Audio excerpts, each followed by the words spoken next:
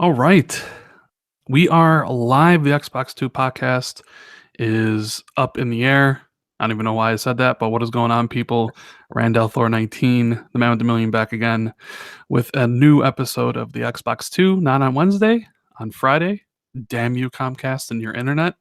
Uh, No. I know, right? And with me, as always, my right hand man, the one I couldn't do this show without, Jez Corden from Windows Central. What's up, Jez? Hi, man. I'm just. I've had a rough week, so I'm glad it's Friday, and I'm so glad that this weekend is here, and all I'm going to do is play games and do nothing else. Oh, how are you, man? It's I'm doing all right. You know, I had a test this week in one of my classes which I aced very well. Got a paperback which I did extremely well on. And I've been playing a lot of games this week, so there's a lot to talk about. One in particular which we're going to go on a deep dive on, which is Sea of Thieves. Yes. I put a ton of time into it. You put a ton of time into it, and we're going to go talk about the good, the bad, the ugly, and everything in between. We're Indeed. also going to be talking about Microsoft's new cloud gaming division and what that actually means for you, for us. Does it mean Xbox exclusives on PS4, Jez? We'll discuss that, Yeah. and maybe talk about the new God of War gameplay and some of the other kind of smaller uh, news items. So as always, before we get started, I want to thank you guys for being in chat here on YouTube. And if you're listening later on iTunes or Podbean or SoundCloud, we thank you very much. Hope you enjoyed the show. And let's get started. So, Jez, we always go with you first. What is your week of gaming been like? Well, I am thoroughly addicted to Surviving Mars. I won't go into Surviving Mars in too much detail because we talked about it on the last two shows. So if you want to know what I think of Surviving Mars, check out last week's podcast on iTunes or here on YouTube and stuff like that. But I absolutely love it. I'm totally addicted to it. The developers just announced like their roadmap, and they're going to add a bunch of features for free, and they've already patched some of the bugs and issues I had when I reviewed the game. So I'm pretty excited for the future of that game. I just like city builders and simulators. I don't know what it is in my I'm not a brain. fan of that type, so it I never, those type of games never appeal to me. I never used to be. I don't know what it is. I just got really hooked on Skylines for some reason, and now I'm really hooked on this. I'm not quite sure what it is, but yeah, there it is. I've also been playing Far Cry 5 a little bit, because planning to review Far Cry 5 next week. Um, it comes out on Tuesday, if I remember right. Indeed, it does. Yeah, I can't really talk about Far Cry 5 because I'm under embargo, but it looks pretty cool from all them trailers and stuff. Um, Also, obviously, I've been playing Sea of Thieves quite a bit. We'll be talking about that more in later. And also, I've been playing more Monster Hunter World because I You can't and get Monster. enough of that going. I honestly think Monster Hunter World's going to be your game of the year. So far, I think it is actually. Like so far, I, nothing else has really come close to Monster Hunter World. I absolutely adore it, and they just added a giant T-Rex like monster called Devil Joe to the game, who I believe is from previous Monster Hunter games that I have not played. But this monster eats other monsters, so it's pretty badass. But Capcom are really killing it lately. They topped MPD with Monster Hunter World across all platforms, and they're updating the game consistently. The game has no loot crates, no pay to win. All the microtransactions are just you buy them if you want them, cosmetics, which I really like, emotes and stuff like that. Like nothing, no big deal. So yeah, really, really elated with Monster Hunter World, and I'm excited to see where it'll go from here. But other than that, yeah, it's been a Sea of Thieves week. What have you been Indeed. playing, man? Man, like you, I've been playing Far Cry 5, and like you, I can't talk about it until next week sometime. Like you, I'll say, hey, those trailers look pretty damn good. You know, Yeah. So Know it. tune in next week to for my impression, my review of Far Cry. Uh, can't say anything more than that. What else I've been playing? I, like you, have played Sea of Thieves a ton, but we'll talk about that in its own segment. What I do want to talk about is a game I started and finished last night and put a review out for earlier, and it has a way out. You know this game, Jazz? Yeah, a way out. I was off the review copy, but I don't have any friends, so I decided to give it a miss because it requires co-op, doesn't it? Yes, it does. That's the thing, and it kind of has going for it is it's a very unique co-op experience. So you can only play it if you have someone to play it with, whether it's local co-op or online. The cool thing though, since the game is $30, you don't have to buy two copies. I buy a copy and say you don't have it. You can download the free trial, and we can co-op together, and you can play the entire game without purchasing it. Yeah, that is a cool aspect of it. But like during the review period, that part wasn't live, so you had to have a co-op partner. So and didn't. So I haven't played it. What do you think of it? I thought it was a really really good game. I gave it an 8.5 in my review. It's definitely maybe the most unique co-op game I've ever played. It does have some issues. Some spots don't look very well. The dialogue can be a little bit cringy and stilted. The voice acting can kind of fall flat in certain aspects. But when the game shines is when you're doing these co-op experiences at the same time on the same screen. That's the thing. Like normal game, you have the full TV screen to yourself, right? But in this one, it's always split screen. So left side of the screen is one character and right side of the screen is the other. And I thought I wouldn't like that, but it actually really elevates the game, in my opinion, because you can see what's going on from each character's perspective, even if you're only controlling the other. You know what I mean? Hmm. Um, and the stories, while told, the ending, guys, the ending, don't read anything about the story or how it progresses and what happens at the end. Be surprised because I'm not going to say anything more than that. You know what I mean? Yeah, I've heard that it has plot twists and stuff, so I'm curious as to where it goes.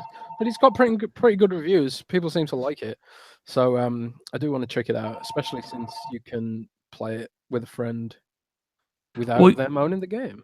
yeah. And one of those friends is calling me on the phone right now, probably to play it, but um, it's definitely worth playing, especially since you can kind of get the game for $15 if you have a friend that pays for it, or you can go half. It's definitely worth a playthrough. It's only about 5 hours long, uh, and I highly recommend it. Honestly, the game feels like an evolved version of Life is Strange or a Mm, Telltale game. There are a lot of okay. instances where you're walking around, interacting with the environment, speaking to people, and that really feels like Life is Strange or Telltale, one of those kind of narrative focused games. So it it shines in that area, but then sometimes when you talk to some of the other characters, it really doesn't. You know what I mean? Like some of the characters are don't look good, and they're what they say is pretty bad, or at least the Yeah. dialogue is not good. But I highly recommend A Way Out. I think it's really cool. And so yeah, that's what we've been playing this week. Man, I can't wait to talk about Far Cry 5 next week, Jazz, because we can talk about it fully Wednesday next week Yes, we can. because it'll be out. That'll be an interesting discussion. Um, yeah. So do you want to move on to some of the topics? Yeah, man. Let's do this. Um, you want all right? We'll go with the light one first because I want to get your take on this because I did a video about it. Um, Call of Duty Modern Warfare 2 remaster is real. I don't know if you saw this thing, right? I did see. What do you think about the fact that it's not going to have multiplayer? The first thing I thought when that happened was what they're gonna do is they're gonna release Call of Duty Modern Warfare 2 as a campaign, and then release the multiplayer as a DLC or something. So that way they can charge full price for the full game, but sell it you in two parts, so you think you're getting it cheaper, but you're actually Brilliant. not. Kind of like Brilliant. kind of like how they did it with the Modern Warfare 1 remaster, where you had to buy Infinite Warfare 2.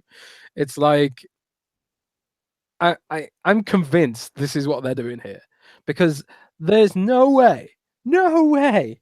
They aren't aware that people want to play the multiplayer. There's no freaking way. So I think for them to not be doing the multiplayer after they did the first one in multiplayer, it just seems completely unlikely to me. So this could be the scummiest ever remaster play in history, but also genius because You, everyone is going to buy it. I'm gonna buy. I'll buy. I'll be there day one, Jazz. So will I. I really like Modern Warfare 2's multiplayer. I never even touched the campaign though. Oh, So I'm only in it for the campaign. I actually like this because it I gets hate me COD to play the campaigns. campaign for a cheaper price. I love Well, it. well, fair enough. I don't like Call of Duty campaigns. They just feel like shooting galleries. Like you're playing the multiplayer but with dumb AI enemies. I just don't like it. But um, I'll probably buy it for the multiplayer if they do what I said and release it as a DLC for the campaign. If they do that, I'm gonna hate them. You know what? I think I'd be so disgusted that I wouldn't do it. But I'd be so disgusted if they do that. Do you think they're doing it to protect World War II and Black Ops 4? Do you think maybe the idea of bundling the first remaster with Infinite Warfare had a little hand in Infinite Warfare not taking off because they split the multiplayer user bases?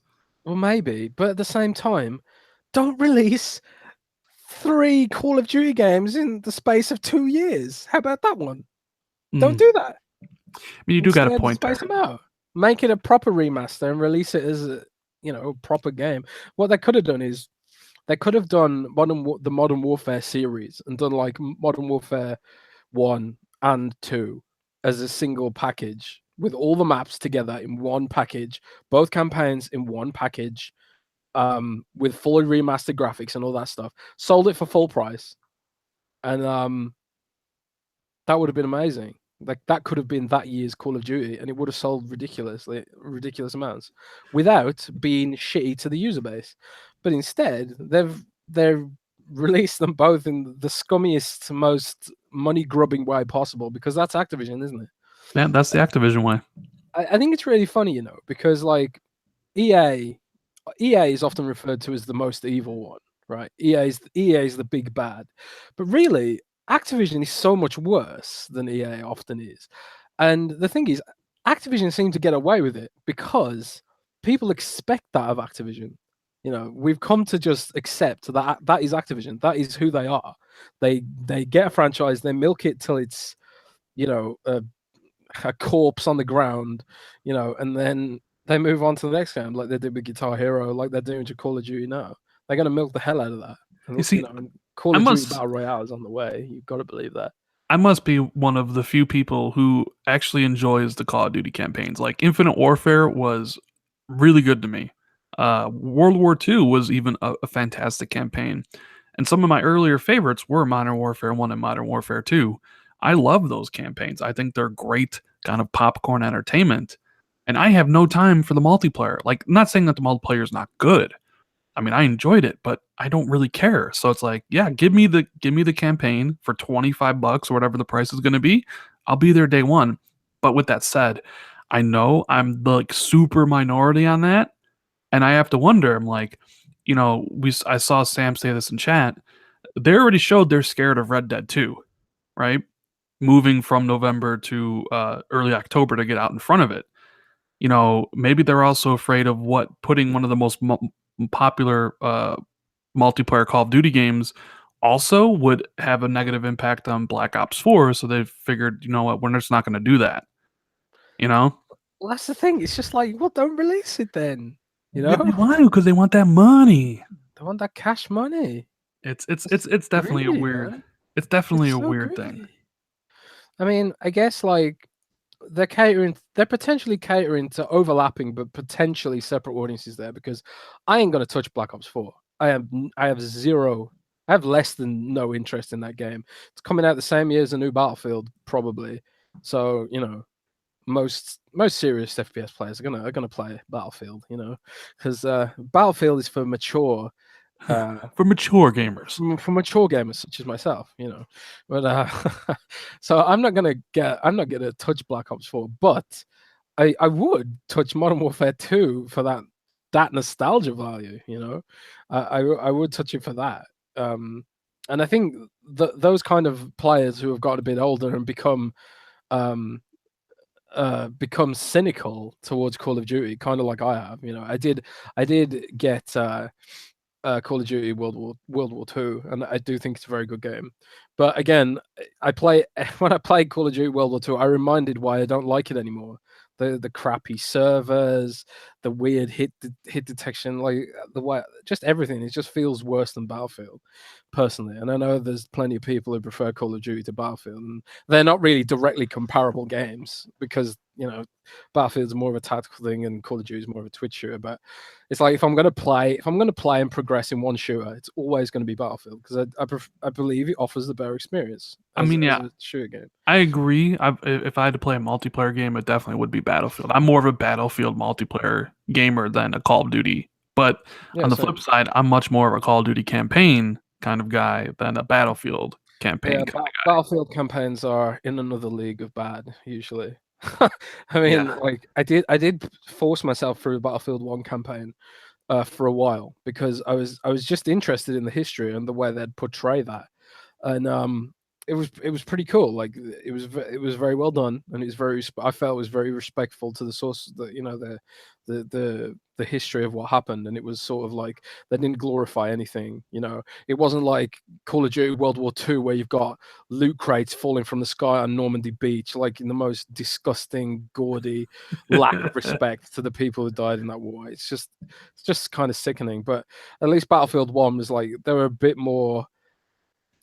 They acknowledge the horrors of that war, what while turning into a fun shooter at the same time.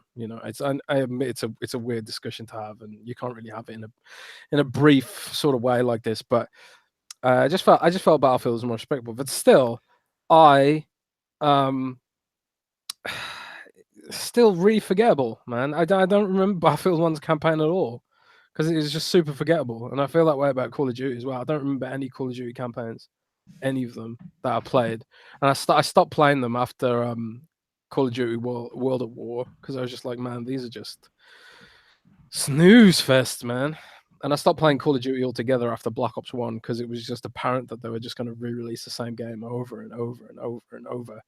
And so far, I haven't really been wrong. That engine is crying out to be put down. It's getting a bit long in the tooth, man. It sure has. But But did you, yeah. so there's this other battle kind of brewing, and I wanted to talk about it really quickly. PUBG versus Fortnite, and how basically Fortnite has come to dominate battle royale, and PUBG's kind of fallen off in popularity. Have you noticed this, Jazz? Yeah, it's hard not to notice it, man. I mean, when a game's big when everyone's kids are playing it, and Mhm. like I've had like when like non gamers are asking me like, "What the hell's Fortnite?" Fortnite is kind of slipping into the mainstream consciousness that only certain franchises do, like your Grand Theft Auto, your Minecraft, your Call of Duty. Fortnite is starting to slip into that mainstream consciousness in a way that PUBG just hasn't. So while PUBG is still very much popular with gamers, Fortnite is the game that's going mainstream and mainstreaming the genre. So even though I think PUBG is the better game, personally, that's mostly for more like an aesthetic thing. They're not directly comparable because Fortnite plays almost in a much more arcade sort of style. There's like there's more mechanics, whereas PUBG is a lot more tactical and focuses on the realism of the whole idea of battle royale. But it is interesting, isn't it? It How is like PUBG was like, sorry, just PUBG was the darling, and then Fortnite was like, oh, by the way, we're a base building game, and then like, oh, actually, let's become a battle royale game, and then pivoted over the summer, pivoted so hard, and then all of a sudden, it's now huge. Probably, it's got to be on Epic Games' biggest game. oh, by far. I mean, I've even Definitely. seen some of the like MPD analysts say it's the biggest thing in gaming since World of Warcraft. Jesus. Like to be like we don't normally see games explode, right? I mean, Call of Duty exploded back in like 2007, 2008, and it's been ever since that way. The other game that you can kind of look at and kind of see it happening was Minecraft. How Minecraft started out and how it just exploded in popularity, right? And then we're here, ground floor for the explosion of battle royale. PUBG is selling 30 million copies in 1 year on the PC, selling over 5 million copies in 3 or 4 months on the Xbox. And I remember people like, you got to lock this game down, Microsoft. You got to lock it down. But then you see Fortnite, like a game like you mentioned that was a PVE base building game, switch gears, becomes battle royale, and is now the hottest thing ever, like eclipsing PUBG. And it's amazing to watch it grow. It's amazing to see like Ninja, who is a streamer on Twitch, become the biggest Twitch streamer, playing it with freaking Drake, playing it with the wide receiver from the Steelers, seeing kids in the NCAA basketball tournament talk about Fortnite in post game victories, having my sister ask me about Fortnite. Like how that game so easily and so quickly entered the mainstream vernacular is astounding to me. Yeah. You know what I mean? I mean, everyone when PUBG was exploding, everyone knew there was something about that formula which was gold dust. That it was the formula more than anything else about PUBG that worked. PUBG was this clunky, ugly game um, that was full of hackers on PC, and yet it was exploding like nothing else. And there was you had to. Everyone knew there was some kind of magic there. So Fortnite basically took that, gave it a more accessible aesthetic, because whereas PUBG has this sort of aggressive, sort of macho aesthetic that is associated with core gamers. It's got the military aesthetic, that's the sort of washed out realistic tones, and the whole Call of Duty thing going on. So that is very much a gamer's game. Whereas Fortnite, it went full on cartoony graphics. They were like, we can make this accessible as possible, super bright, super colorful, and they polished it to hell and made it like 60 frames per second on consoles, which PUBG is never going to achieve. It's just Nope. it's never going to happen. And also, it's free. That's the big So, thing because GQ Gamer just said if Fortnite was $30, would it be as big as it is? And I would say no. hell no, it wouldn't. But it's genius, and credit to Epic Games. I mean, they ripped it off to hell, but man, they ripped it off good, and they showed exactly how to do it. And because Epic Games are they own the Unreal Engine, and Unreal is compatible with iOS. It was built for iOS as well. They made Infinity Blade and stuff like that.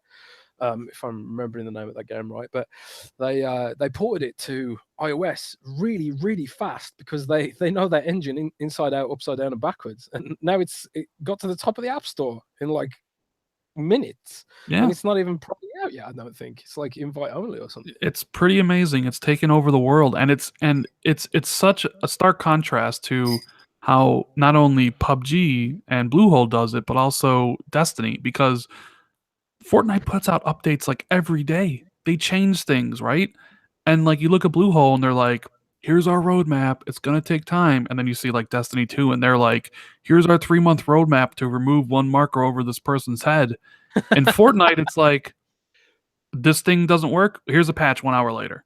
The ability to like modify and change your game on the fly to add new moves like 50 versus 50 or 25 versus 25 versus 25 versus 25 to keep the game fresh, to add new Yeah. weapons all the time. It's quite amazing to watch. They're they're in that's the thing though. Like Bluehole was this sort of scrappy indie company, and they partnered with Xbox because they had scaling problems. They couldn't scale fast enough to meet the demand and to meet the expectations of an exploding fan base and this virality that PUBG had. They just couldn't scale fast enough, so they had to partner with someone. They partnered with Tencent, and they partnered with both Tencent and Microsoft to try and scale faster, and they still haven't been able to scale fast enough. Meanwhile, Epic Games, who know the Unreal Engine inside out and backwards because they built it, and also they're an established studio that was working on multiple projects of veteran game developers, and it's Epic Games. They made Unreal Tournament and Gears of Gears of War War. Yep. and stuff like that, and they know gaming, even though they haven't really had a solid victory for a while, and they've been trying to rip off other games recently. I mean, And well, Paragon they don't need to rip basically. off anything else anymore. They got No, the they're not. biggest winner. They're made. They are Yep. made, and but that's sort of like the almost like the Valve formula, where Valve sort of takes an established a growing game or a growing paradigm, and they just sort of put their own spin on it and polish it up a bit. And Epic basically did that with PUBG, and to their credit, look at it now. It's huge, and Epic have sort of struggled along for a few years, just sort of being known for developing the engine, and then Hmm. out of nowhere, boom, they're back to the top of the pile. I remember, I remember playing Unreal Tournament as a kid. Every day we used to play Unreal Tournament, and it was I loved it. There was no shooter that I've loved more since actually Unreal Tournament 1999. I used to play all day, every day, modded the hell out of that game. Uh, you know, and my friend was so pro at that game. He could beat people using the aimbots because it was just ridiculous. Where all the shield belt pickles were off by heart. Played that game so much, and then like in the subsequent years, just sort of watching Epic Games sort of not meet those expectations. Like the following Unreal Tournament games weren't that great. UT3 was really not that well received and stuff like that. And now to see them back on top again, it's kind of nice. It is. Hey, really quickly, we have like 340 people watching. If you're enjoying the show, do me and Jazz a favor and hit that like button, share out the link. Uh, really appreciate everybody tuning in on this Friday. I know normally do it on Wednesday, but the last thing I want to talk about on this specific topic was, so I know Microsoft tried to buy Bluehole, right? At least that's the word on the streets, right? They Bluehole didn't want to be bought. Um, do you think it'd be worth it for Microsoft to buy them now? Because it seems like the popularity of PUBG is only on the decline. Or do you think I mean, what do you think about that? Should they buy it? Because essentially they'd be cheaper. PUBG might be on its last leg. Or do you think PUBG has done as much as it could do for Xbox and there's no point Well, in trying to extend the deal any further? well, let's get something straight right here now. PUBG is not struggling. No. They've still got a huge player base. They're still, got loads of concurrent players on Xbox and on PC. I don't think PUBG is gonna suddenly fall down and evaporate, because even though it's buggy as hell, it still offers something different to Fortnite. Like for example, if I was going to play Fortnite or PUBG, I'd pick PUBG every single time because I don't like Fortnite's aesthetic. And even though I'm probably not going to pick either because Battlefield 5 is coming out this year. So and also I prefer Battlefield 1 to both of them. But um I don't know if they I don't know if it's too late to buy Bluehole now, because the whole Tencent thing. What is their deal with Tencent look like? And now this is another thing that we didn't mention. Um that Tencent owns a huge stake in Epic Games. So Tencent is making tons of cash on Fortnite and PUBG, which And is Tencent just hilarious. bought a minority share in Ubisoft. Wow. So Tencent's taken over the world. I don't know if you saw Z Huge's thing. Tencent made, I think it was like $18 billion last year in revenue.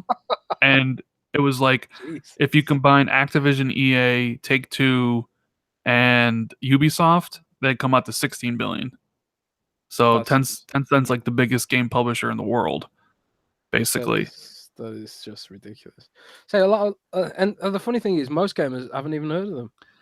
Nope, nope. They do a lot of phone games, a lot of games over in China and stuff like that. But it's an interesting discussion about like the PUBG thing. Like I see some people saying, "Hey, maybe now's the time for Xbox to buy them. The value might be a little bit lower." But then you think, I mean, PUBG might have done all it can for Xbox at this point, because now PUBG might have a hard time gaining traction on the PlayStation because Fortnite is so entrenched there, right? And by the time PUBG comes out on PlayStation, whether it's 3 months from now or a year, like end of the year, you're going to have battle royale modes in Red Dead. You're going to have battle royale mode in Battlefield. You're going to have a battle royale mode in like almost all these games because these developers and publishers pay attention to what's popular. So maybe it's in the best interest for Bluehole to get more money and extend a deal with Microsoft because I'm not sure people would even on PlayStation would even care to play PUBG at that point. You know what I mean? Yeah, I mean, it would be nice. It would add to the value proposition for Xbox if PUBG was exclusive. And like I said earlier, I do think that PUBG offers something different to Fortnite, and that they can coexist. It's not like they do compete in a similar space, but they do offer something different. Each game offers something different, and also um, Fortnite's free to play. So there's like they are popular because of that reason too. Um, you could argue for days about which is the actual better, which game offers seriously the better gameplay. I mean, disregarding the clunkiness of PUBG and its engine and stuff like that. But they offer some. I think they offer something different, and I think PUBG when it does hit PlayStation, and it will hit PlayStation most likely, I think it'll be very popular. Even though that there's going to be other PUBG type clones Mm. out there. And thanks, Alan Savage, for that super chat, man. Yeah, $10 donut for you there, man. yeah. Hit that like button, folks. Support the show. But there was interesting discussion about PUBG and Fortnite. I can't wait to see where both these games stand a year from now. Right? Like what happens a year from now? But we're going to move on to the main topic, or at least one of the two main topics, and that's Sea of Thieves. I know Jez has been chomping at the bit to talk about it. I saw you had a long post on Twitter, multi-threaded, talking about the game. Uh, we're gonna like I said, we're gonna talk about the good, the bad, the ugly, and everything in between. I Indeed. posted my review. I gave it an 8, but then I slept on it and decided, you know what, it's more like a 7 because I listened to some of my earlier reviews about games I gave an 8 to, and it didn't feel like that. So I lowered my review score to a 7. But this game is getting trashed Mm. by critics. It's getting trashed by fans on other platforms. I've seen a lot of people taking joy in the fact that um, Sea of Thieves is not doing that well. But then again, nobody knows how well they're doing. Shout out to Sam for the dollar donation there. Thanks, Sam. Do you want to start, Jez? You want to give your full take on Sea of Thieves? I'll give mine, and then we'll talk about because I have a feeling we might have differing opinions on this one here. I don't know if we will, Ren, because I actually haven't seen your take on it yet. Okay. So, okay, so basically, I mean, to summarize what I tweeted out, I kind of got the impression that people were going to have it was going to be a polarizing game because depending on your personal experience in the space of a week, you could either have an amazingly positive experience meeting friendly players, doing wacky things, and stuff like that, or you can have an absolutely critically depressing experience where you've been corpse camped, or you've spent an hour doing tedious fetching only to get killed at the last minute by some asshole pirates shouting racist stuff into the microphone, which is what happened to me. So I completely see the polarization there, and it's been reflected in the review score to some degree. Um, Having said that, I think one of the things that the anti Sea of Thieves bandwagon has jumped on is the game's perceived lack of content. I think this idea is funny because um, people seem to be content to run across a field for 30 minutes in PUBG sometimes, not ever seeing another player, and doing it in Sea of Thieves is somehow bad. And that's not to say that not to compare the games directly, but the thing is, the whole idea of the traveling in PUBG and the whole idea of the traveling in Sea of Thieves is that you will run into these player-driven emergent experiences. Now, player-driven emergent experiences, you can argue for them or against them, and that's sort of where Sea of Thieves, I think, falls down a little bit, is because they have build Sea of Thieves as an adventure game. Hmm. They told me, they told me in at E3 that Sea of Thieves is an RPG. They actually called it an RPG. It ain't no And RPG. and that's maybe their definition of RPG is that you play a role as a pirate and it's a role playing game. But that's not my definition of RPG. My definition of RPG is your character is growing, your character is ultimately on some kind of journey and stuff like that. Sea of Thieves is an open world PvP game, I think. I think it's a PvP game through and through. And I think for don't think Rare's marketing and Microsoft's marketing, I don't think they emphasize that enough, that it is a true PvP game. They included a solo mode because of feedback from the alpha, like people saying, "Oh, we need feedback in the alpha, blah blah blah." I mean, we need solo mode from the alpha and stuff like that. And everyone was asking for the solo mode because some people don't like playing with friends and stuff like that. But the fact that it has a solo mode is um the fact that it has a solo mode is kind of wrong because it isn't a solo game. It's just kind of it's terrible to play solo. Have you played it solo? I played 2 hours solo. It's not fun. The game is meant to be played with friends, preferably as many friends as possible. It's like I get it. I tried playing solo just to experience it, but it was frustrating. It was frustrating, figuring out where do I need to go, getting off the wheel, going down to look at the map table, doing all that stuff yourself. I could see Mm, people liking that aspect of it, but for me personally, the game shined when you're playing with your friends. That's when it's at its best. When there's 4 players, everybody's working together as a crew, right? There's not a lot of content in the game. Like I know what the game truly is about, right? It's not about the fetch quests, right? Which is all the quests are. They basically are all just fetch quests. It's about the emergent experiences you can have in between going for those fetch quests. The problem for me is the lack of progression. It's all cosmetic, right? So the fact that I'm not progressing in any meaningful manner, I'm not getting more health, I'm not doing more damage, my ship doesn't take more damage, I don't have the ability to hold my breath underwater more. The fact that there isn't that for me makes me less inclined to go on these quests to potentially have those emergent gameplay experiences. yeah. You know what I mean? I would be if it did offer some RPG elements of increasing your health and stuff, I would put up with the boring fetch quest aspects to potentially have those great experiences because I've had a couple cool stories. But after playing the game 20 hours, I I've seen everything there is to see. I've been on all the islands. I've done every type of quest. They're all basically the same and it's like what am I doing this for? Like there's I don't want to lock a better coat.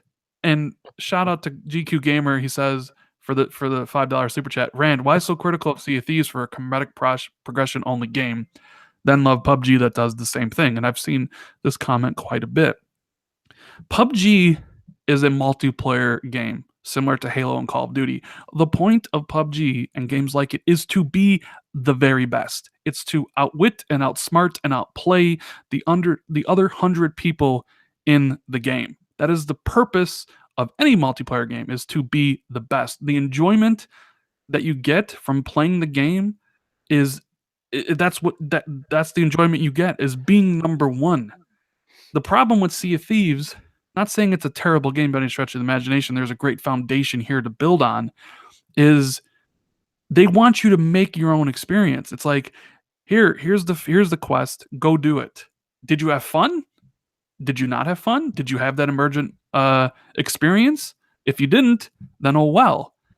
But in PUBG, those happen all the time because it's classic player versus player interaction where the combat is actually good and and enticing. Whereas the combat in Sea of Thieves, the sword combat and the blunderbuss combat and the pistol combat is just basic as you can get.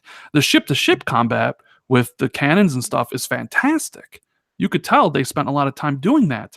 But I got no pleasure from killing a pirate on their ship as I would killing a guy in PUBG or making an awesome play in Halo and helping my team to victory. That's why um, that's why the multiplayer in those type of games, even though there's no progression, so to speak, that's why they're still fun because it's about being the best. Period. It's about outwitting and outlive, surviving all the others. Whereas in Sea of Thieves, it's not. And shout out to Jeremy for the $15 uh, donation saying that GQ Gamer is clueless. He's not clueless. I mean, there is a point to what he's saying. Where you criticize Sea of Thieves for one thing for lack of progression, but then say PUBG is different. Um, I don't know. What do you think about that? The whole PUBG versus Sea of Thieves thing, Jazz. Well, this is the thing. Someone in chat just said, Jez, why did you say it was going to be the next PUBG, and why did you say there was more content in the game when you went to Rare? Now, first of all, I was talking about the Kraken, which I hadn't actually played. I'd only been teased, and I was talking about stuff like the Merchant's Quest, which I thought there was more to it than there was, but I didn't get hands on time with that either. Also, I think all the times that I played the game previously, Rare told me that the frequency of seeing other ships in Sea of Thieves was supposed to be 15 minutes. It ain't 15 minutes. I don't know if they've changed it because of server load or something like that. But I was playing for two. I was playing. How long was I playing? I was playing for an hour and a half yesterday. I didn't see a single ship in an hour and a half. In an hour and a half, and which, if you want to play it like PUBG, where you are sailing around killing other players, which is what I like doing in Sea of Thieves. I like sabotaging people. I like blowing them up. It's annoying when you can't find ships, and sometimes you just can't find ships. I don't think the ship ratio in live is high enough. And obviously, when I played it at Rare, it was under optimal. It was under optimal conditions where everyone was sort of thrown into the same server and stuff like that. So I think they need to, for people who do want it to be a more interactive PvP experience, they need to do something like up the amount of ships that you can have in any sort of place. Because sometimes you just can't find anything, and they do have systems in the game to drive those experiences. For example, but they're just not fun though. They're just not well designed. Like for example, I was just about to talk about the cloud forts, for example, right? So if you want to compare Sea of Thieves to PUBG, in the sense that it's this open world free for all, the skull forts, they're kind of like the supply drops in the dark zone in the Division. A giant skull appears in the sky, and you can go to that skull fort and battle over loot. Now, the loot is usually about 15,000 gold, and you have to battle waves and waves and waves of skeletons to get the loot. The combat isn't good enough to support it. You Yeah, know what I mean? I don't think the gunplay has been tuned to support cross-play between PC and Xbox One. So to not, like, the guns are really slow, to not give PC gamers an advantage over people using a controller, and it works pretty well. But the trade-off there is that fighting skeletons is really painful, And boring. frankly, and boring. Yeah, like the sword combat is it feels like it came out of the 360 era. It feels slow, like using a two-handed weapon in Oblivion or something. And also the skeletons aren't that fun to fight, and the fact that there's only skeletons in the game, and that maybe a few color swaps, like there's black skeletons and white skeletons and gold skeletons, and I remember, like I said to Rare, when the very first time I played Sea of Thieves, one of my first bits of feedback was the skeletons need ragdoll physics, because when you kill them, they just sort of disappear in a puff of smoke, and it stops your weapons from feeling impactful. Like, and they never changed it. And I suppose a big part of that is adding ragdoll physics would increase server load, maybe because they have to track the positions of all the different skeletal bits or whatever. Um, but the problem there is that the PvE combat just doesn't feel good. So okay, so you go into a skeleton fort not for PvE combat, but to find other players to kill. Now the problem there is that when you get when you are doing the PvE in Sea of Thieves, and maybe you do want the loot because it is tens of thousands of gold in that vault, and you are fighting these waves of skeletons, and it's not easy. There's like anywhere between 5 and 10 waves, I think, and then you fight a boss skeleton. The combat is pretty painful, so the best thing to do in those situations is to just drag all the skeletons to a cannon and have someone on your boat kill the skeletons for you, so you don't have to use the swords and you don't have to use the pistols. But if you are doing that and then someone comes and tries to kill you, it can be annoying, but you fight them off. But then the problem with that is, Rand, they just spawn on the next island and then come back, and they I spawn and come know. back, and they That's that. spawn with full resources, and you Mhm. don't. And then eventually, I've seen those posts on Reddit where a guy was like, "I'm playing solo. I have 5 chests. I got this team that is chasing after me, right? And they can't catch me, so they scuttle their ship, and they literally spawn at the outpost I'm going to, chasing yeah, me. I outmaneuver them, go to a different outpost. They scuttle their ship, and they spawn at that outpost.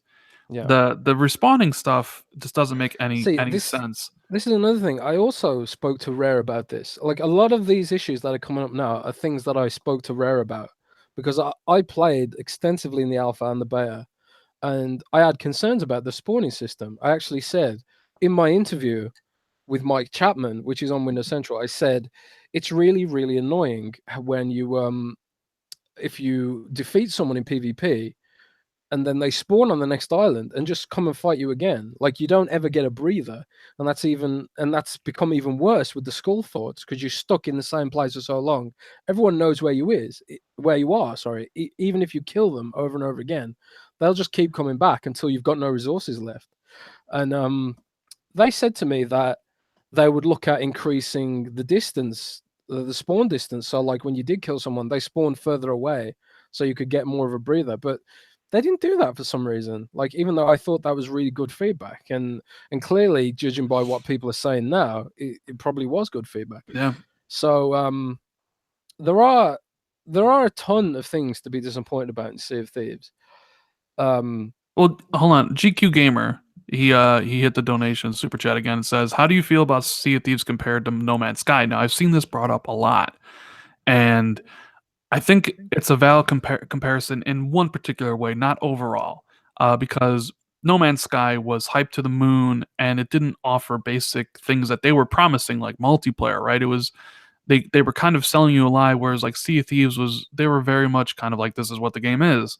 However, I think the lack of content available at launch for both those games was startling. And I also think that a year from now, Sea of Thieves would be the game that everybody thought it would have been at launch, much like No Man's Sky is right now. but it People have, isn't though, because No Man's Sky still doesn't have multiplayer. I They mean, that said it does. I know, but if you actually like read some of the reviews of people who play No Man's Sky now, it's like a way better game than it Yeah, was at I've heard launch. I've heard that. Right. And But I think Sea of Thieves is going to be the same. Like, here's to me, like, I don't know much about game development. I know this game's been in there for 4 years, right? 4 years is a long time. The fact that this game has four enemy types, one enemy type, four different variations is mind boggling to me. How is there only one enemy type to fight with four different variations in 4 years of development? How is there only chickens, snakes, and pigs? Why are most of the islands completely barren? Like some of the decision some of the decisions just truly baffle me. And honestly, I don't say this to be mean because I want the game to be successful and I hope there are people, millions of people out there on Game Pass enjoying the game. But honestly, truly, Sea of Thieves feels like an early access title that is being sold for $60. I agree. But I hopefully, think that's a fair assessment. It feels like it kind of reminds me of some other games where they get the engine down and then they start filling it with content later on, you know. Um, but usually those games are early access games, and I think one of the biggest reasons people feel cheated is because it is $60. I don't think it's a $60 game, especially since it's especially confusing because State of Decay 2 is going to launch at $30. So it's kind of like, if this is what they consider to be a $60 game, what the hell do they consider State of Decay to be? And it is confusing, but at the same time, it does have this Game Pass option, and it feels again like Microsoft is using one of their first party studios as a guinea pig, kind of like how they used Quantum Break to test the Xbox Play Anywhere stuff, and they used Killer Instinct as well to test that to some degree, and they wanted Fable Legends to be this service driven game, and Project Spark was like the Windows 8 cross platform game and stuff like that. They're using Sea of Thieves as a guinea pig to test how well they can upsell Xbox Game Pass, and by making it $60, it's kind of like, wow, the logical thing to do is to get Game Pass here. And like, it's honestly, it's a no-brainer. If you want to try Sea of Thieves, picking it up on Game Pass is a no-brainer, especially since all the people are saying now that the thing to say about Sea of Thieves is that it's got no content, and it doesn't. It's really disappointing when, for example, the game world is so like Beautiful. intriguing. It's It's so beautiful, beautiful, man. yeah. Like Like the sunsets. Oh my god, the game. yeah, Literally, I don't know how many times we were saying this when we were playing, but like every screen could be a screenshot. It looks that yeah, good. it's gorgeous. And like, for example, I was sailing uh in the middle of nowhere, and I just saw a mast sticking up out the water. So I was like, "What is that?" And I dived down, and like I found this underwater cave, and I dived down through this underwater cave, and this underwater cave was really cool. It had like paintings on the walls. It had like little parrot skeletons everywhere. But it was like, if this was any other game, there would have been some kind of loot in there to encourage me to explore, rather than just some random 3D models they dropped there. And when I was playing at Rare, I discovered an underwater cave that had a statue in it, and I thought, oh, this must be something really interesting that's not implemented yet. But I saw someone else found that cave too, and it is just a cave with a statue in it that doesn't do anything. It does feel like the game's not finished. It feels like an early access title. And like, when I was at Rare and I was seeing all this stuff that they were saying to me, yeah, this is beta, this is beta. I thought all this stuff was stuff that was going to be implemented, like the potion shops, for example. Like, above all of the Order of Souls um quest givers, above all of those shops in the alpha it was an empty potion shop, but all the doors have been closed for the full game, and those doors have been locked. So there's obviously some kind of potion system that's supposed to be coming to the game, but they weren't implemented. So it's kind of like, where is all this content that seems to be planned that hasn't arrived? Like, there's no crabs in the Dude, game, man. the Where thing are the is, crabs? I remember playing the alpha back in December of 2016, right? Mm. So like a year and a half ago. And I remember thinking to myself, okay, what do you do in this game? There's got to be more. And the alpha almost was a true representation of the full game. Yeah, they could say, well, we had only one quest giver, the Gold Hoarders. But it doesn't matter because the Merchant Alliance and the Order of Souls are literally the same thing. Go here, find something, bring it back. Right? And it's like, I don't get it. Like, I mean, I enjoyed playing with my buddies a lot. Like, I really had a great time. We put 20 hours into it. And if you're really enjoying, if you're listening to this and you're really enjoying Sea of Thieves, awesome. I'm so happy for you that you're having a blast with the game. I don't mean to rain on your parade. I hope you enjoy Sea of Thieves for as long as you play it. And I believe Rare will support the game, and I truly think in 6 months, a year from now, Sea of Thieves might be the game that we were originally supposed to get. I look at this game and I see the potential, but I just see the potential not being fulfilled to its greatest. You know what I mean? Like, Yeah, I don't know no, how else to say that. You know? that's the thing, Rand. It's like, this needed to be handled better, right? If the game wasn't ready, they needed to put it in early access and just say, "Yeah, we admit Sea of Thieves isn't ready. It's going into early access now, or open beta, or something," and put it that way. But they have, and they kind of are doing it that way because they've compared their development ethos. They have compared it to Minecraft to me, where Minecraft was developed with the community.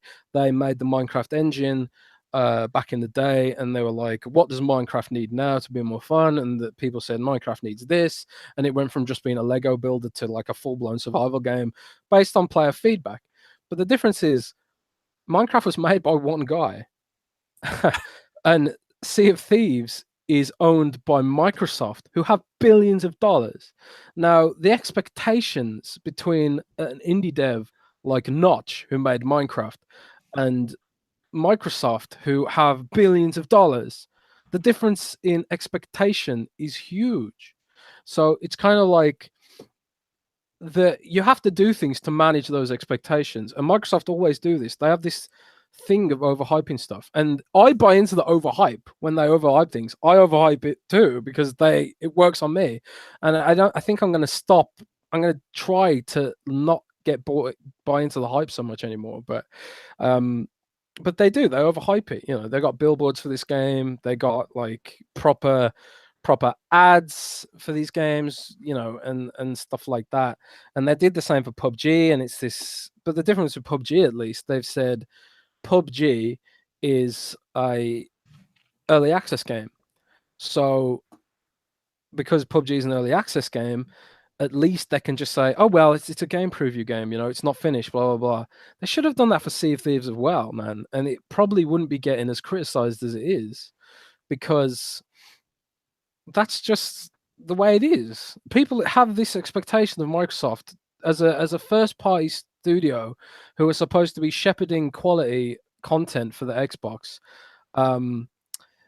They're not delivering, and they're consistently not delivering. And not only that, if if uh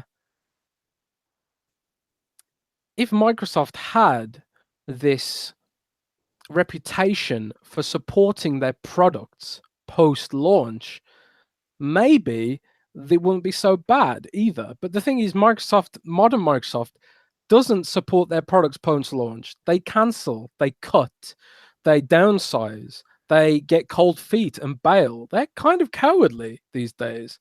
They don't take big risks anymore. And I don't know why they've become like this, but they've become this really timid company that just doesn't make big bets anymore. They Mm. they say a lot of nice things, and they do these nice tech demos. Like HoloLens was revealed in 2015, and where is it now? It's nowhere. You know, because they can't invest. They released Cortana before Amazon Echo was a thing and Alexa was a thing. And where's Cortana now? It's gone Yeah. because Microsoft they don't invest and they don't nurture their products. So it's kind of like, can we expect that Sea of Thieves will get that kind of nurturing that it needs to grow? And like Cool Bass in chat just said, Phil said on Twitter today that they are in full support of Sea of Thieves and they do have a post-launch plan and stuff like that. But they need to prove it. They need to give Hmm. us a roadmap sooner more than later. They Well, need to yeah. Let they me. need to prove it, and they just haven't been proving it Right. lately. So I want to shout out the friendly neighbor of Blue Shell for the $20 super chat. He says, "Thanks, Rand, for your honest review. You will be my first super chat donation for your detailed analysis. I really thank you for that. And yeah, I mean, I always try to keep it as honest as I possibly can when I review games because I love games and I want to see Thieves to be great. I think it can still be great. There's just some issues that we currently have with the game. Now, Jez, they had server issues, presumably because of Game Pass. A lot of people playing it for $10. They said they had 1 million unique users in 48 hours, 5,000 people getting in every 1 minute, and they were very transparent on that on YouTube. What do you think about their transparency compared to some of the other companies? You would like to see that more going forward about how honest and open they were about it? Well, they kind of had no choice, but it is to Rare's credit that they basically did come on. They did come onto YouTube, and they released this pretty frank video that's they were basically saying we didn't expect the scale to happen. And I did some digging, because I'm not that happy with Microsoft recently, and I did I did speak to people at Rare, and I was just like, "Did Microsoft nickel and dime you on the service here?" And they were like, "No, they didn't nickel and dime us on the service. We just honestly did not expect this much attention, even from the scale test. They didn't expect it. They were optimistic about how many people there would be in, but they weren't that optimistic. So they weren't nickel and dimed on the servers and stuff like that. I mean, I think Um, Sea of Thieves does bring people to Game Pass. So if that was like the true purpose of it and getting people like to know of it and to try it out, it probably was a good idea. But then I look at State of Decay 2 and I watch the IGN videos, and that game's $30, but that game seems to have way more content and depth than Sea of Thieves ever will. You know what I'm like, you know what I'm saying? For half the price? Like I, I don't know. I would love to know what exactly kind of went on with the development. And shout out to Joe Mars for the super chat saying, "Shout out to both of you. Always a pleasure to tune in. Thanks for tuning in, man. Thanks for listening. We appreciate it." But I I don't know. I'm not a game developer. I don't know how long these things take. I don't run a multi-billion-dollar business. I don't know what it takes to keep Xbox afloat or Sony on any of these things. I just look at like a game like A Way Out, that I played for 6 hours and had one of the best co-op experiences ever. And then I look, which clearly was developed on not that big of a budget. And then I look at Sea of Thieves, which is 4 years into budget, Microsoft Studio game, millions and millions of dollars.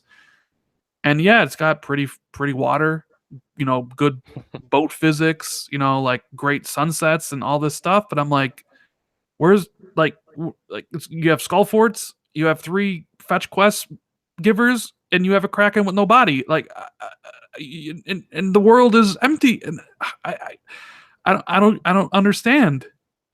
Like I think I'm more disappointed by the potential because I see greatness in this title. I see what it could be, yeah, I what it mean, should be. You know what I mean? it's like we're bitching about the game, but I only play with friends. I only play with friends, and I usually only play it when I'm streaming as well on Mixer. And when I'm playing and streaming with friends, 4 people, I don't think about the fact that it doesn't have a super in-depth campaign, and I don't think about any of this stuff because I'm just having fun. Like last night, there was uh, there was there was a group of players attacking us, and they sunk our boat because I was messing around and I was playing with noobs. And sorry, Matt. And when they sunk our boat, we had like one chest, and I took it and I put the chest on a rock in the middle of the sea, and I just started waving. And they pulled up their boat and dropped the anchor, and they were really confused by me waving and like I was offering them a chest, and I think they wanted to like role play that they were going to take me prisoner or something, and I was giving them his chest to try and apologize for trying to sink their boat. But while they were distracted, Matt swam under their boat, climbed up on the ladder behind them, and killed them all while they were looking at me waving.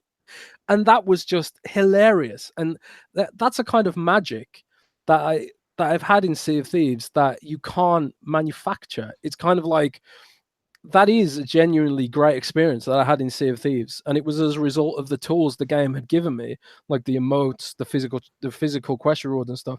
There are some really, really great elements in Sea of Thieves that work really well, but it doesn't do enough of the things that players really expect of a modern AAA game. Like the islands are barren; they just have tons of snakes on them. Some islands have so many snakes. I just don't know how many snakes got there. And then you get these islands that have all these snakes on them, and then you get like these hidden underwater caves that have nothing in them. They don't have chests in them. They don't have any kind of reward for exploring. There's no real rewards for exploring. Everything in the everything in the game that is um typical of a game, like a world, an open world. It doesn't really have any of that stuff. And like even in Minecraft, for God's sake, there's loads of different kinds of enemies in Minecraft. There's loads of different ecosystems in Minecraft. There's loads of different types of like things and ways you can interact with those different items and stuff. Like in Minecraft, you can kill the chickens and get crafting materials, and you can cook the chicken's meat and stuff like that. In Sea of Thieves, all you can do is pick the chickens up and sell them. It's like they've made this amazing basis for a game, but it's like you said, it's an early access title. This Yeah. isn't a $60 title. And I love Rare, and I want to see the game succeed, and I gave them tons of feedback, and I even wrote like test reviews for the game, and I brought up some of these issues. Like it's not that much to do, but I'm realizing now in the full game, I've started like um I've started realizing that they have a different vision to the game than what people want, maybe, and that sort of stuff. I don't know, man. I'm looking forward to the future, and I hope they share their roadmap sooner rather than later, because they're patting themselves on the back now about topping Twitch, and I've said to people, I don't think they'll be in the top 10 come next week because everyone's going to move on. I could be totally wrong, but it's like you say, Ren. I don't think it's got the staying power. I don't think there's enough reason to keep playing it when sometimes it's you spend like hours and hours trying to find an enemy to fight, and sometimes there just aren't any. Yeah. And I also, mean, they told me there'd be rewards for killing the Kraken too, and I don't think there is any. I don't think there is any. I mean, if you're enjoying Sea of Thieves, I'm happy for you. Like I don't mean to rain it. Like if you're enjoying it and you disagree with everything you say, that's great. That's fine. Like power to you, because I know people that are. And if you have those experiences that Jez talked about, and that's why you play it, fantastic. It's just not my type of game, and I realize that. I'm always going to a game with an open mind, and I wanted to like Sea of Thieves because I think there's potential there. I still think it can be a truly great game. I just didn't think it was at launch, and hopefully it'll be there soon. But there is another bigger topic here we have to discuss, Jez, and that's the PlayStation or Xbox games coming to PlayStation, right? Am I right? What Uh, what is this I mean, rumor? it's not a rumor. I mean, okay. So you recall last week after we did the podcast, Microsoft announced their new cloud gaming division, right? That Kareem Chowdhury is heading up. Mm. Um, that is, going out there and recruiting developers to use the Azure servers. And they said Rainbow Six Siege uses Azure on PlayStation, Xbox, and all that stuff. And it's Microsoft's mission, Xbox's mission, to reach 2 billion gamers, because that's how many they think will be there in a few years. 2 billion gamers, and they want to reach each and every one of them. And then, of course, they talked about, building a streaming service to reach those gamers. But everybody always kind of jumps to the thing, well, it's like, does this mean Xbox is going to be on PlayStation? Can I play Halo on my PS5? Can I play Sea of Thieves on my PS5? We talked about this. Me and you talked about this in the podcast way before any of this stuff broke. We were kind of ahead of the curve on this. But I mean, what do you think about all this stuff? Is streaming the future of Xbox Yeah, I think going it is. beyond? Okay. I, I mean, we talked about this on previous shows, but they bought Mixer for a reason. Mixer has the technology to deliver streaming games, and even has the technology now to stream your Xbox controller inputs over the internet.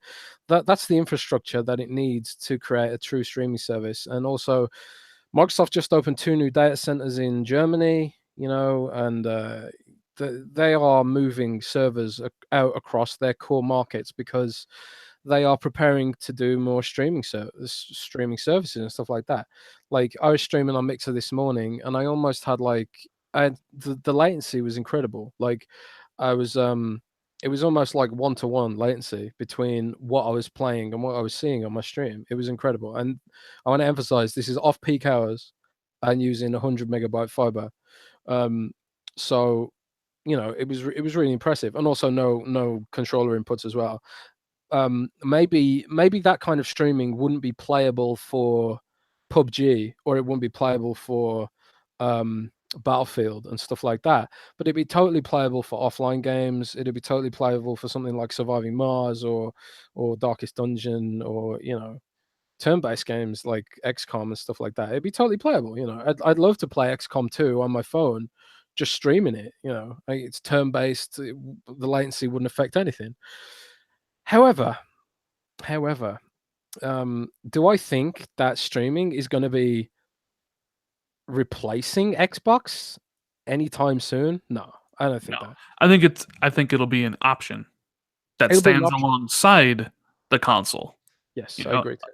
I think, I think, I think next gen, with the launch of the Xbox Two, you'll have the option to choose how you want to consume Xbox content. Do you want to buy the most powerful console ever, Part Two, in the Xbox Two, play games at 4K 60 natively, locally? You have that option. You'll be able to play Gears 5, Forza Motorsport 8, the new Fable, all that stuff. However, if you're not an Xbox fan, but you do have a PC, a TV, potentially a Switch, I do think they'll have this game streaming service along with Game Pass that you can subscribe to. And Microsoft wants you as their customer, no matter where you're at, except for PlayStation. More likely because PlayStation would never allow it in the first place, rather than Microsoft not wanting it to be there. You know what I mean? Like, I think PlayStation is like, yeah, we don't want you accessing our user base to make money, because as user base we very carefully cultivated over like 20 years. Um, but yeah, Microsoft, they just want to they just want to be everywhere. It's like what they're doing as a company as a whole. Like, you have Office and all these different programs that are on iOS and everywhere. And that's how Microsoft makes its money. Azure servers, like they sell it to anybody that wants to buy it. And it's that philosophy that is going to make its way to Xbox, and they're going to put everything everywhere.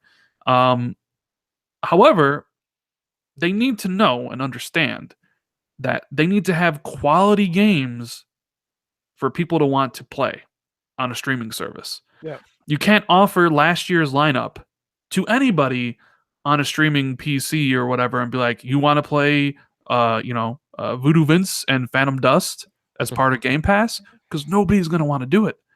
So the idea is you need to have content, you need to have timely content, and you need to have great content coming into Xbox Game Pass via Xbox streaming, so people not on the Xbox platform want to consume that content and stay subscribed. That's the only way you're going to reach those 2 billion gamers and actually make money over the course of time. Right? Am I right on that? Yeah, you're right. But have no fear, Xbox fans. The console's not going anywhere. So if you want to, get the console, play your games in the best ways possible, you can do that. All the third-party games, Microsoft's first party, they just need to realize that, and I think they do. I think they do. They need to put out the content. Um, it's good. I don't know how people are going to accept this though, because a lot of people still live with the I don't want to say the console warrior mindset, but a mindset of if I can play a game on another platform, then what do I need that platform for? Right? It's kind of the Quantum Break argument. You put Quantum Break on PC, it's a game I wanted to play. I have a PC, what do I need an Xbox for? And there were people that feel that way. Like if you can play all the Xbox games on your TV with a small purchase of a controller perhaps, or maybe a $10 subscription, why buy a $400 or $500 machine, right? For a lot of people, they'd be like, you know what? I have a Switch. I'll just play my Xbox games on the Switch on the go, and forego spending the amount of money it would take to buy the console. It's definitely going to be a weird experience for a lot of people when and if this happens 2 to 3 years from now. Mm. And the writing's on the wall. I don't. Phil said this stuff countless times in interviews, but people refuse to see it like right in front of them. They announced the gaming cloud division, and one of its goals is to reach as many people as possible. It's literally right in front of you guys. It's going to happen, and people are going to lose their shit. You know. Yeah. I think but this is the thing, I've been covering Microsoft now as a hobby for 2 years and then professionally for 3 years. And in that time, I've kind of it's oxymoronic, because Microsoft share price has grown and grown and grown and grown and gotten bigger since I started covering them. But the quality of all the service I use from Microsoft has just seemed to have gone down and gone down and gone down, and the quality of everything they do just seems to be going down, and all they just keep disappointing me. Like I was a big fan of Microsoft 5 years ago, and now I just sort of expect to be disappointed by them. So the thing is, they can have all the streaming service they want, but it's like you say, they need quality content for it, and they've consistently shown they can't deliver that content without third party help, and it's true across their whole product line. They just don't, except for Office and Azure. Now, Office and Azure is the reason their their share price is growing. I mean, Surfaces aren't selling that well. It's $1 billion business, but it's not lighting the world on fire. It's Xbox is obviously losing out to PlayStation and Nintendo every month, and there's been predictions that Switch is going to overtake PlayStation this year, right? Hmm. Potentially, and Microsoft keeps consistently putting out games that either should have been delayed or shouldn't have been overhyped or should have been um, not had announced dates and made and stuff like that. And and even stuff like Skype and all these other products are just terrible. I mean, Skype is such a mess right now. They're trying to rip off Snapchat, and it's like, why? It's like it feels a lot of the time. It feels like a lot of these products are just on autopilot almost. And the thing is, I know that's not true of Xbox, and I know Phil Spencer genuinely cares about Xbox, and I know that the whole team genuinely care about Xbox, and there is so much passion at Xbox for what they do. But at the same time, it's just like I don't know what it is now. I don't know if it's like I don't know if it's that they don't have enough money. I don't know if they don't have the right people. I don't know what's going on there, it just feels really strange. I don't know, man. Yeah, I mean, I don't um, if they, and it's just like if they do have this streaming service and they do bring Xbox exclusives to Android and stuff like that, it's kind of like it's not going to matter if the games aren't good, you know? yeah, exactly. Shout out to Carlos Cripson for the $2 super chat. He says Peter Moore is the guy who brought games to Xbox. And I mean, yep, he was kind of in charge of the 360 when it started taking off, and then Don Matrick kind of inherited that success and then eventually sunk the brand. But yeah, I mean, Peter Moore, guys like Jay Allard, they did a lot to kind of make the 360 what it was.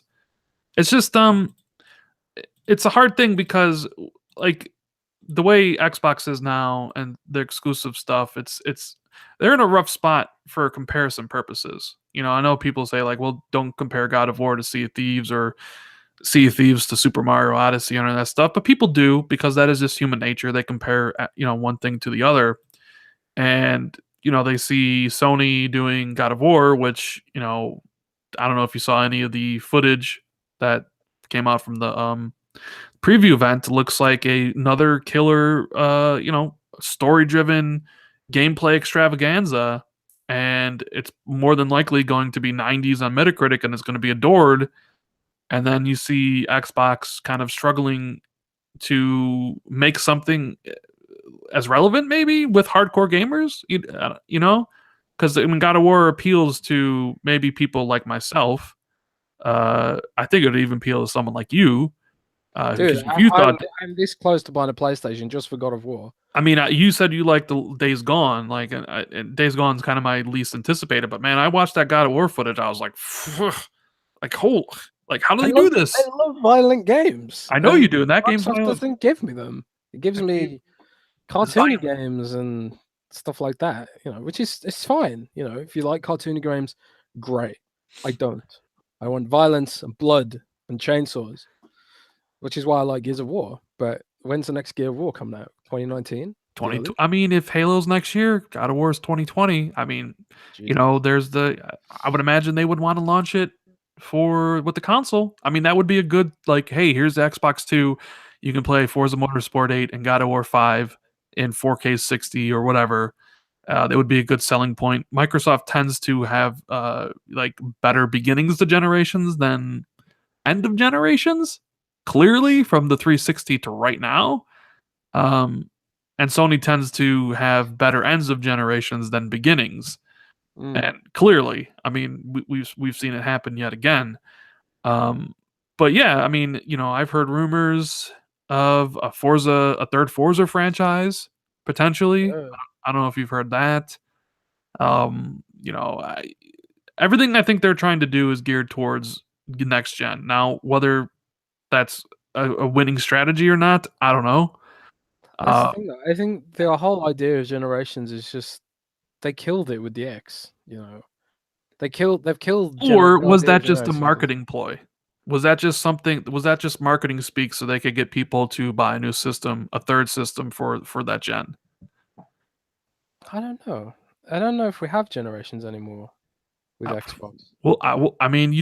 I mean, it's possible the next system that comes out is an Xbox One family member, or you know what? Maybe the next Xbox comes out, and you know what the streaming service is for? To stream some of the current gen games on these set of consoles that couldn't play them natively, or something. I don't know. Either way, All I know for a fact that all Xbox One games that work on the Xbox One and Xbox One X, they will work on the next Xbox. I know that for a fact.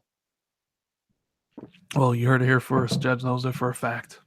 But I don't know it for a fact, but I I don't know just for kn- I 100% fact, like 90% fact. yeah, I just know it. I just know from talking to the team and the fact that it's an x86 architecture that it is. It's going to be forwards compatible, and they've gone deep on talking about how they believe in preserving the legacy of games. Blah blah blah blah blah. It's not backwards compatibility. It wasn't just about money. It was Yeah, about having a big continuous library across generations, and they're not going to throw away what they built up on the Xbox One to start over again. No chance. I mean, sure, like the games that work on the Xbox Two, maybe they will maybe they won't work on the previous Xbox One, the base Xbox One. Maybe they won't, but I know for a fact that all the games on the Xbox One right now, they will work on the next Xbox right. because that's just their philosophy now.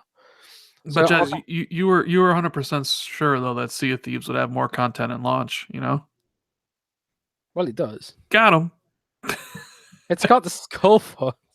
I know. I'm just having fun with that. But yeah, I mean, so this is the thing about all that stuff, man. Like when they were describing skull forts to me, and I wrote an article about skull forts. In my head, it was a lot better than it was in real life.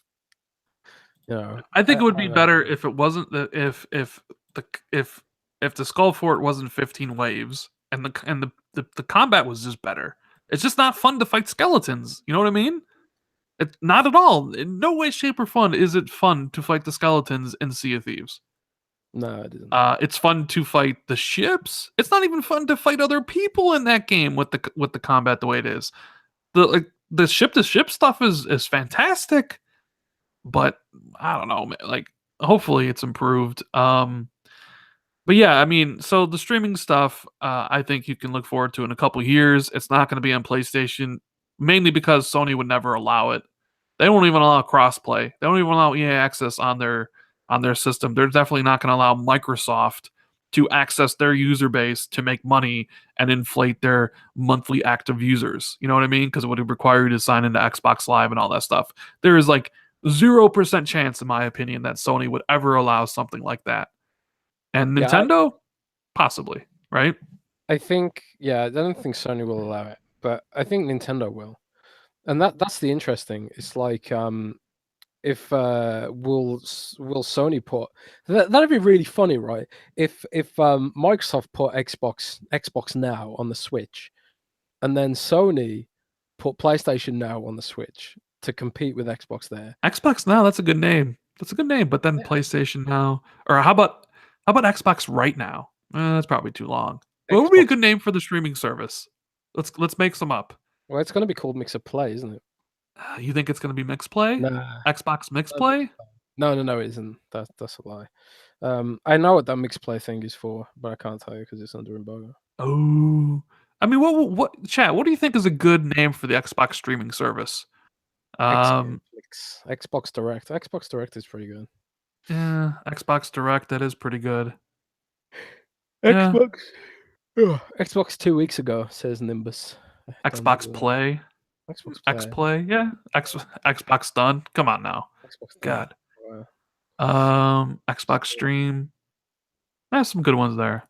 The Um, There's so many salty PlayStation fanboys in the chat today. well, that's part of the. Remember when I mentioned earlier? There's a lot of people out there that are really taking pleasure in seeing Sea of Thieves receive the low review scores that it's getting. Like they're honestly Yeah, like it's so sitting sad. there like, yes, we want to see. I mean, here's here's the thought I was having last night with my friends as I was playing away out and talking about it.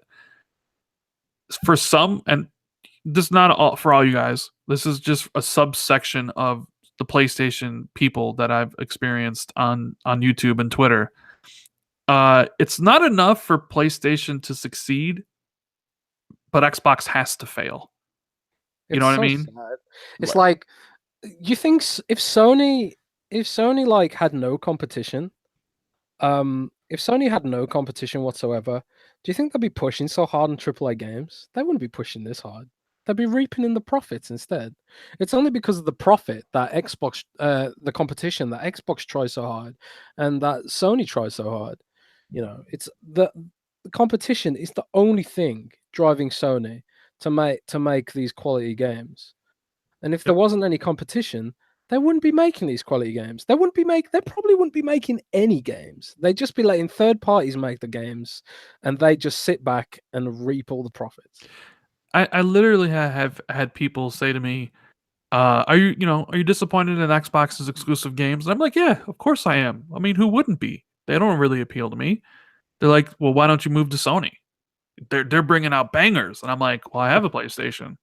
I'll play the bangers when they come out. Yeah, but Microsoft's fucking up. Don't you want to go to PlayStation? It's like, listen, you may not be understanding me.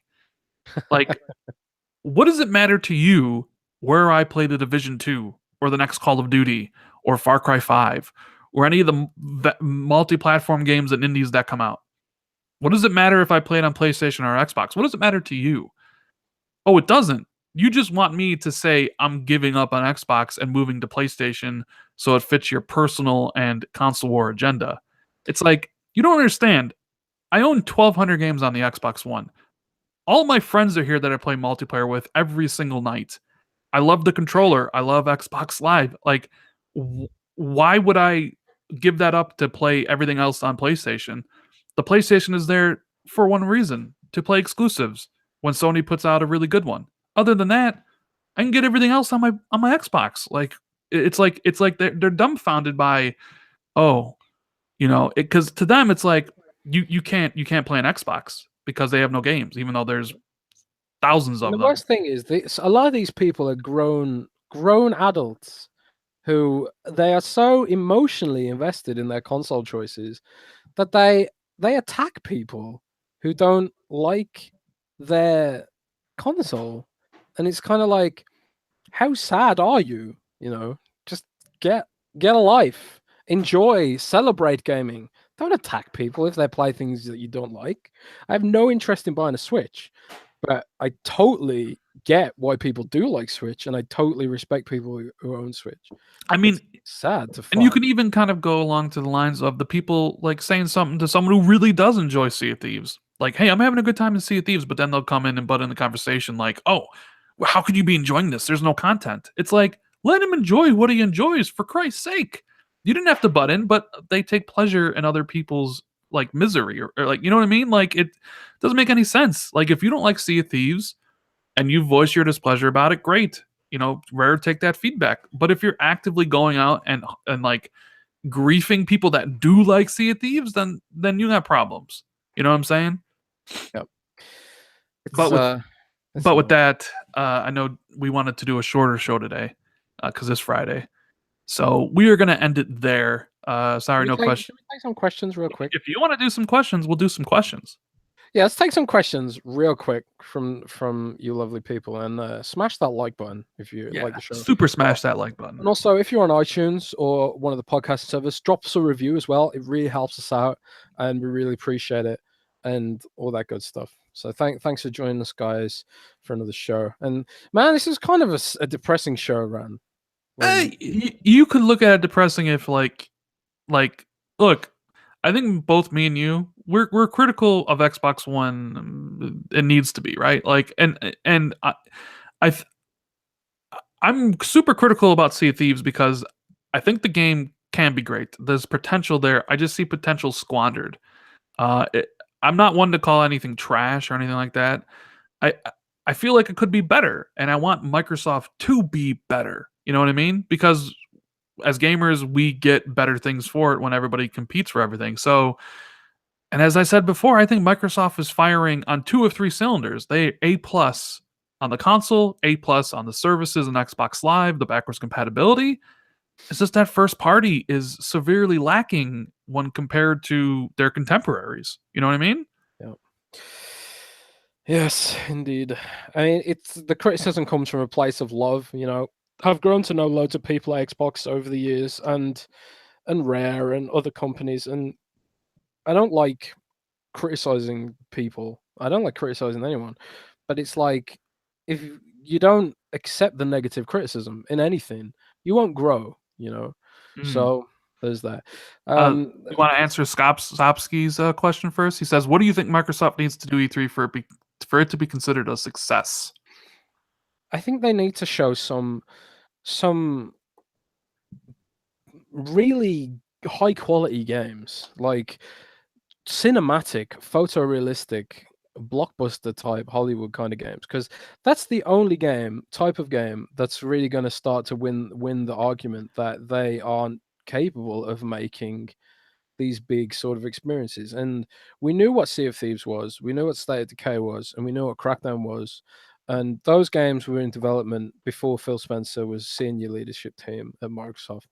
So hopefully we'll get to see some games that have been greenlit that have really compelling, really interesting visuals and high quality across the board. And whether it's developed by a second party or whether it's developed by Xbox, one of the big Xbox studios, I just like to see more ambition come out of that. What do you think, Rand? I mean, personally, I want to see, like I literally just said, I think the console's great, A plus. I think the services and Xbox Live backwards compatibility, A plus. So the one area that I think Xbox needs to focus on is the games. And so for me, they need to show behind the curtain again. I need to know what's coming out in 2 years. And I would love to see a brand new AAA IP. That would satisfy me. I want to see Fable 4 because I think Playground Games is going to kill it. But they need to let people know what the roadmap is. None of this. We don't want to show anything until it's too early. It doesn't work. You've done it. Like you need clearly Sony's way is the better way in this one because you have too many people just grasping at straws trying to figure out what's happening because you won't share your roadmap for outside of 12 months. And you have to do that this year because the only game you have left is Crackdown 3 that's still to come out, which kind of goes with Ed Torrey's question. He says, "What's up with Crackdown? Getting canceled? $30? It's not canceled. It's definitely coming. As for price, who knows? Like, honestly, like, I could see it being $30. I could see it being $60. State of Decay 2's $30. I could have saw that being 60, and State of Decay 2 seems to have way more things going for it than Sea of Thieves, which is 60. I don't know about Crackdown. I don't know how in depth the single player is going to be. I don't know how like the multiplayer is going to be. It's a complete mystery to us. Although I do think we'll get a beta exactly at E3. What do you think about Crackdown, Jez?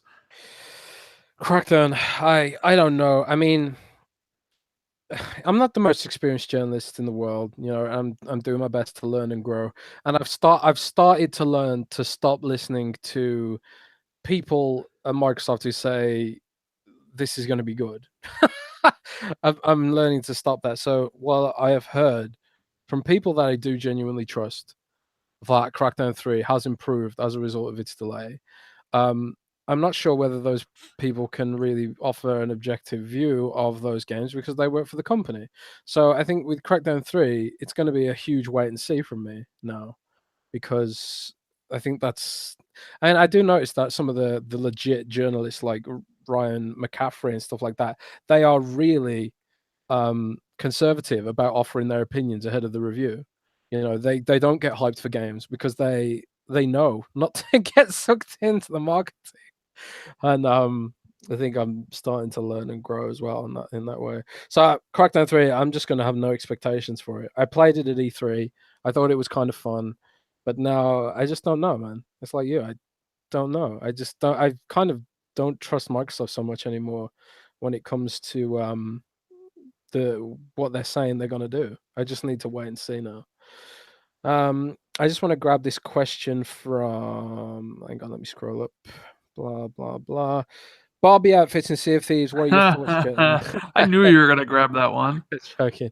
That's more Rand's thing. I'll let Rand field that one if he feels like it. There was one question. I'm trying to find it. Blah blah blah blah. Jez, any update on the missing enhanced games, Resident Evil 7, etc.? See, this is really strange because Resident Evil 7 is a UWP game. It's got a 4K mode. It works on PC. In theory, all they need to do to make Resident Evil 7 4K on Xbox One is to change the metadata in the manifest file to make it 4K.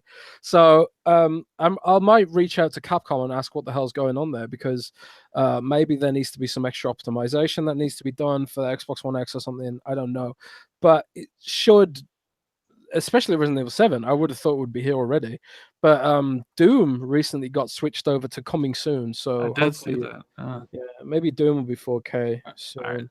So last question, I'll drain your soul. Says, do you think Microsoft relies too much on Gears, Halo, and Forza to push Xbox? 100% absolutely.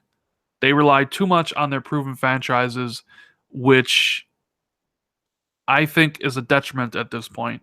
Halo's from the OG Xbox era, Gears is from the beginning of the 360 era, same Forza's from the OG Xbox era. They haven't created something new and unique for this gen, but they rely on it far, far too much. You know, like I said, rumors of a third Forza franchise, rumors of a Gears spinoff, rumors of a Halo spinoff. You know, people want to see fresh takes on existing franchises for sure. I mean, look at God of War. It went from a third person, or a fixed camera gameplay kind of thing to a more over the shoulder Last of Us, and people are really appreciating the change. And people would love to see something similar to happen to Halo, Yeah, look at Resident or Evil 7. yeah, It look at was just a Resident first Evil person, 7. Yeah, and it wasn't a huge success for Capcom, Resident Evil 7, but it was the highest, it was the most acclaimed Resident Evil 7 for years. Resident Evil for years. but they do A lot rely of on it that too much, Jez. They um, do. They do yeah, rely on those games too much. Um, yeah, I don't know if it's that they rely on the games as much as they rely on the studios that make those games. It's kind of like I often see this argument sometimes that Microsoft should let the Coalition or Halo, 343 Industries, make a different game. Um, and I think that is potentially something that would be interesting. There's a lot of talent at these studios, you know, I agree. and like for example, like I visited Rare Studios, amazing privilege to have done so, and they put their artists' artwork on the walls at Rare, and there are like so many concepts for characters and monsters and creatures and stuff like that. Like there is so much obvious talent at Rare that hasn't manifested in 3D models in Sea of Thieves yet. So I'd love to see what the coalition could do with the Unreal Engine, and make like because there's some crazy good artwork in Gears of War. Like imagine if they made a proper horror game with all those fleshy textures they got going for them and stuff like that. I mean, I can't see Microsoft ever making a horror game because they don't have broad enough appeal, and I know Microsoft doesn't like making niche games, but I'd love to see the coalition try something that wasn't Gears. At least the coalition. I don't know. Rand, are you gone? Oh, Rand's muted for a second.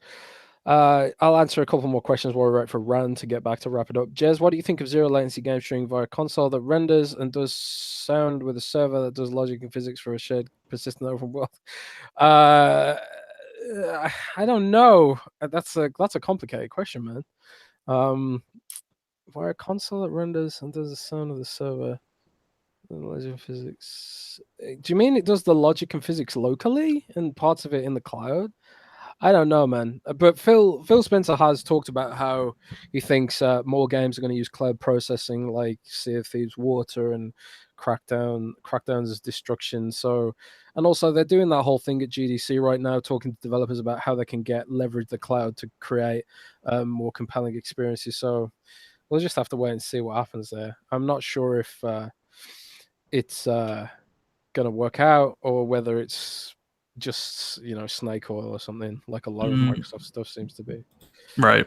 Anyways, we went longer than we were supposed to, but we appreciate everybody hanging out with us. We had a ton of people listening to our take on all the Sea of Thieves and Microsoft stuff. If you enjoyed this podcast, if you want to show your support for the channel, make sure you hit that like button, subscribe to the channel as I drop videos all the time. Make sure you follow Jez on Twitter. His link is in the description. Jez, what do you got going on for the rest of the week, buddy? For the rest of the week, I'm going to be reviewing Far Cry 5 this weekend, so look out for that on Windows Central next week if you prefer reading. Of course, if you prefer watching videos, as many people do these days, Rand is going to have a video up, no doubt. And of course. That'll be You really know it. interesting. Know it. Thank you guys watching here on YouTube. Thank you guys watching that are on iTunes and Podbean and SoundCloud. Make sure you hit the like button, leave a review, and subscribe. All that good stuff. Thanks to everybody who donated today. I thought we had a really good show. And we'll see you back on Wednesday. So short turnaround. And we'll get this episode up in a couple days on the podcast services, usually a 2-day turnaround. So thanks, guys, for watching. We appreciate it. We love you all. And we'll see you in a few days. Later. Take care, everybody.